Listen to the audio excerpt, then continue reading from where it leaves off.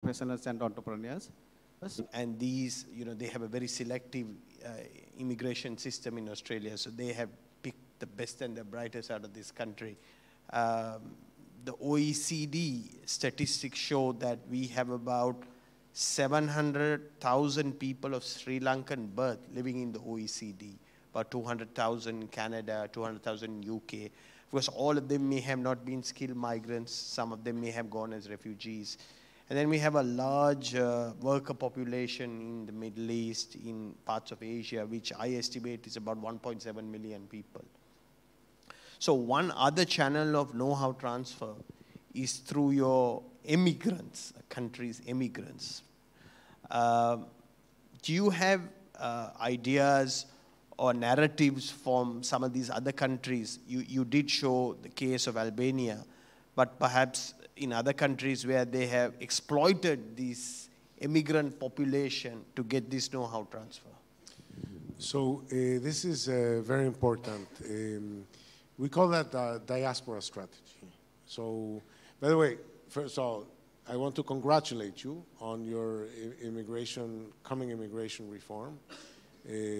We are extremely happy and satisfied that you're planning to move a lot in the right direction, and that you already have some initial moves in that direction. So all of this is good news, and I hope that my comments sort of like provide some justification for why this is the right way to go. Most countries have a diaspora, and the diaspora was not created at their happiest moment. The diaspora always comes with some trauma because people in normal times don't leave their country, right? So, and then this diaspora is not dead, and it has not disappeared from the map. They're out there, and the question is, how do they transform the country? What's the difference between a country that has a substantial diaspora from one that doesn't have that substantial diaspora, but has otherwise the same identical situation? Well, what we know is that this diaspora has important implications in diversification, in business creation. It impacts trade. So you are much more likely to, for example, Venezuela, the country I'm from, had 700,000 Spaniards, Italians, and Portuguese migrate at the end of the Second World War and then in the 50s and so on. So Venezuela trades much more, used to trade much more with Italy, Portugal, and Spain than would be explained otherwise. And that has to do with the fact that people have these linkages. The places that in Brazil got German immigration in the 19th century today produce things that were not invented in the 19th century, did not exist in the 19th century, but they got to Brazil through some cultural links between the Germans of Brazil and Germany.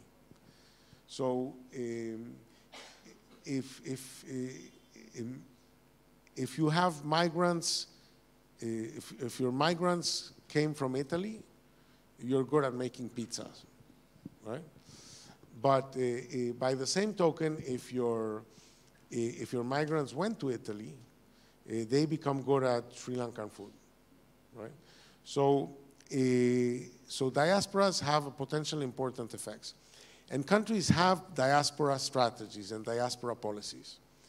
The problem in Sri Lanka, we all know, is that, you know, the diaspora was to some extent created in the context of the Civil War and was in some sense involved in the conflict. And as a consequence, you know, the feelings between part of the diaspora and the country are not necessarily constructive. So that needs to change in order to maximize the potential value of the diasporas. But I would say, think of yourself as the Bangalore or the Hyderabad of Australia, right? That because not everybody can go to Australia and people might lose the ability to stay in Australia, they better set up shop here and service Australia from here, right? And then do their startups here and so on. So these possibilities have to be explored, and many countries have a diaspora ministry. So, for example, we convinced the Albanian government to create a ministry of diaspora. Kosovo has a ministry of diaspora. Armenia has a ministry of diaspora. And India has a ministry of non-resident Indians. So countries actively think not only of immigration policy, but of diaspora policy. And I think that, you mentioned the people born in Sri Lanka. If you ask the people in Ireland, how many Irish people are they? They'll ask you, in Ireland or outside of Ireland? So they say, well, give me both numbers. They say, well, in Ireland, we're 4 million. Outside of Ireland, we're 70 million. Because they count not just the people who were born in Ireland, they count their children, their grandchildren, their great-grandchildren, and so on. So all of these Sri Lankans that have left have had children, grandchildren, and so on. And all these people can have a sense of being Sri Lankan, having a Sri Lankan identity, feeling an emotional connection to the country, being willing to contribute, to establish links, et cetera, et cetera. When there are like 20 or more university professors of Sri Lanka in Boston. And when they heard that we were doing this project on Sri Lanka, they came to see us to explain to us that they had the plan. They were all at age of retirement, more or less, that they wanted to create a university in Sri Lanka because they wanted to give back to Sri Lanka, et cetera, et cetera. Those things happen because people feel an emotional attachment to their roots, to their identity, and so on. And I think that is an important feeling on which to base something, because then you're going to get a source of diversity that you would not have otherwise gotten. And I think it's a very important complementary policy, and I thank you for raising this issue. Absolutely important. Yeah. There's a question up front.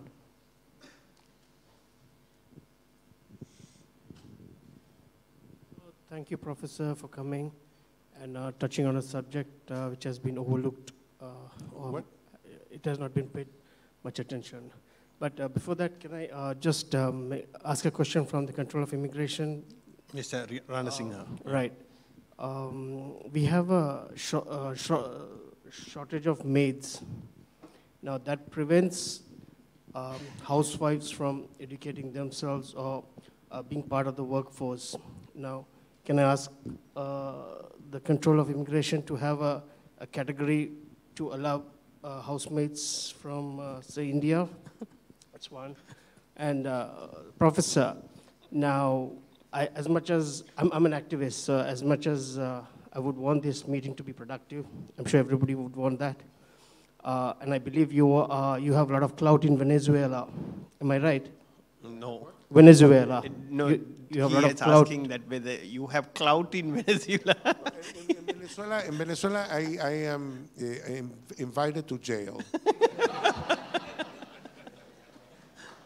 Oh, well then. Okay, so your comments are taken. Okay, is there any other last question? Yes, one question here, please.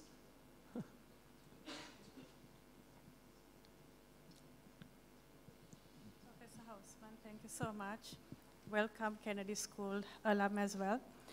Just a really quick question. So was it a good idea to move from an agriculture-oriented economy to a service sector-oriented economy?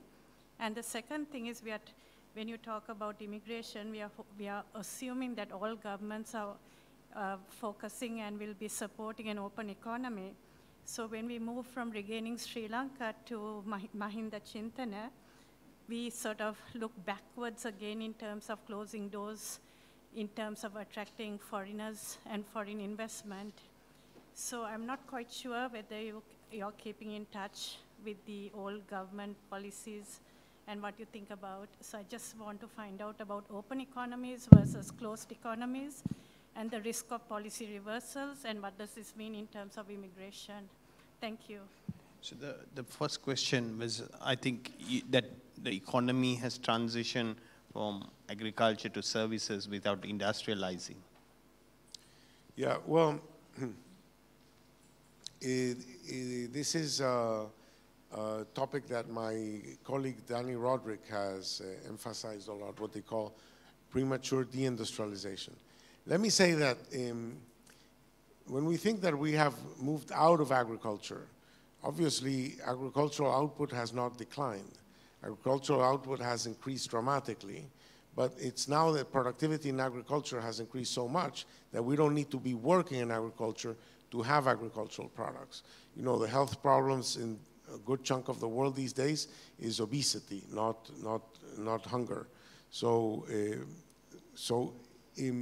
in the same thing, what has happened in manufacturing is that we have become so good at making things that we spend very little time making them and more time thinking about what to make, which goes to your previous comments on why is the creative activities more important. Because right now, once we decide what to do, we know how to do it very quickly, and we spend much more energy and time thinking about what it is that we want to do. If you look at the cost structure of an airline company, an aircraft production company, they spend billions and billions of dollars for 12, 15 years designing the next airplane. And then, you know, very little money in every one of the airplane that comes down in the pipeline. So those are 12, 15 years thinking about what it is that you're going to do. And then doing it is a much faster thing. So part of what's happened in manufacturing is that a lot of the remaining activities in manufacturing has become very service-like. So you have to design, you have to brand, you have to market, you have to procure the raw materials, you have to give post-sale service, right? And then there are very few people on the production line. So that's the nature of the beast. The point that my colleague Danny Roderick makes is that those production line jobs were very good for low-skilled workers to participate in a much more productive activity and get them to something else. And that's sort of like, that ladder is smaller. And I think that's a reality. I think that's a reality. But still, you find places in the world that are able to attract significant manufacturing activity. And I am convinced that, look, I visited some of these garment factories here in Sri Lanka. You took me. They are the most advanced I've seen in the world. I don't see why you couldn't imagine that in other industries you would become equally capable. In fact, I saw the practical implementation of the Toyota philosophy of lean production here, involving production line workers in responding to quick demands and so on, where sort of like the whole organization thinks about reorganizing work because they got they are how you call it, fast restocking, where I think those skills should be transferable to other industries. I think there are some missing letters that have prevented these other industries from appearing, and I think that some effort on FDI and some effort on immigration are bound to suddenly make some stuff appear in Sri Lanka that could become very big.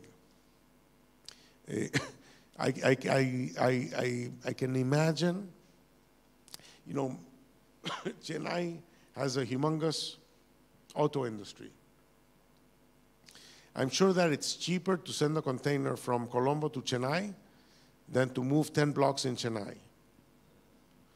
So I wonder, you know, could you have the supply line of the supply chain of the automotive industry in Chennai located partially in Sri Lanka?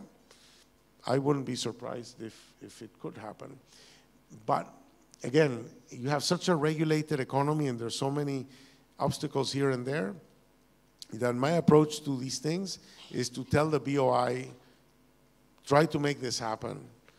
go to the supply chain of the automotive industry, make the case, compare the conditions there and here, compare wages there and here, compare energy costs there and here, compare logistics costs there and here, and so on, and try to make the case that this might be an industry that could appear in Sri Lanka. And then you'll learn the reasons why it doesn't, and then you can decide if those reasons are fixable, not fixable, that you're really unable to move in that direction or not. But unless you try, it will not happen. Costa Rica got into Intel not because they fixed their policies and suddenly a foreign investor came in. They got into Intel because the president was calling, the president of the republic was calling the president of Intel all the time and lobbying him and trying to convince him to come. And after Intel came, it changed significantly the structure of the Costa Rican economy, and then other people who knew that Intel had gone decided, well, if it's good enough for Intel, it must be good enough for me, and so a bunch of other people came later. And they moved out of garments into a bunch of new things. That thing didn't happen in Sri Lanka, and we don't know exactly why, but it doesn't matter. The question is, can it happen now, and what would it take? Thank you. I think on that note, we are coming close to 8 o'clock, so we have to wrap up things here. Professor Hausmann has been coming to Sri Lanka a few times, and the last time he came, he gave an extensive talk, which has been recorded, and if you're interested, it's on YouTube. So you can, there's a channel called MODSIT, M-O-D-S-I-T. If you Google it, under YouTube, you will get the recorded lectures. And he gave an extensive, almost 2-hour lecture. Last time he was here, explaining some other parts of his research on economic complexity and the Scrabble theory of economic development. Also, we had a formal lecture by Professor Robert Lawrence on free trade and the economic theory of trade, which I believe is also available on the Advocata website. So if you are interested, please look that up. Over to you, Dhanana.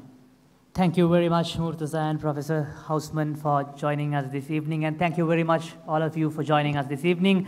We have a small token of, ladies and gentlemen, put your hands together to Professor Ricardo Hausmann and Murtaza Jafferjee. We have a small token of appreciation to Professor Hausmann as well as for Murtaza Jafferjee. Of course, we don't have any silver pins or Parker pens. I cordially invite Shamindra Kulamanage to give these 2 tokens to Professor Ricardo Hausmann and Mr. Murtaza Jafferjee.